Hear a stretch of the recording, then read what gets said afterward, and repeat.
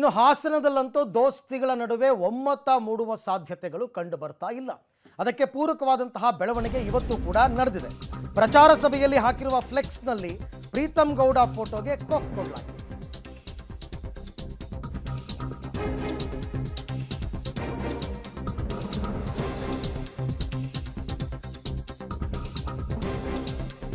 ಪ್ರಜ್ವಲ್ ರೇವಣ್ಣ ಪರ ಬಹಿರಂಗ ಸಭೆಯ ಮೂಲಕ ಮತಯಾಚಿಸ್ತಾ ಇದ್ದಾರೆ ಕುಮಾರಸ್ವಾಮಿ.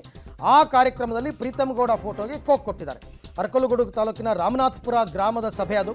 ವೇದಿಕೆ ಮೇಲಿನ ಫ್ಲೆಕ್ಸ್ನಲ್ಲಿ ಪ್ರೀತಂ ಗೌಡ ಫೋಟೋವನ್ನು JDS ನಾಯಕರು ಹಾಕಿಲ್ಲ. ಆದರೆ ನೋಡಿ, ನರೇಂದ್ರ ಮೋದಿ ಅವರು, ಯಡಿಯೂರಪ್ಪನವರು, ವಿಜಯೇಂದ್ರ ಅವರು, BJP ಶಾಸಕರುಗಳಾದ Ullalli Suresh, cement Manju, H Vishwanath, Belli Prakash, AT Ramaswamy, BR Gurudev ಇವರೆಲ್ಲರದು ಫೋಟೋ ಇದೆಯಂತೆ. ಆದರೆ ಪ್ರೀತಂ ಗೌಡ ಫೋಟೋ ಮಾತ್ರ ಇಲ್ಲ. ಪ್ರೀತಂ ಗೌಡರು ಕೂಡ ನಾನು JDSಗೆ ಬೆಂಬಲ ಕೊಡ್ತೀನಿ ಅನ್ನೋ ಮನಸ್ಥಿತಿನಲ್ಲಿ ಇಲ್ಲ.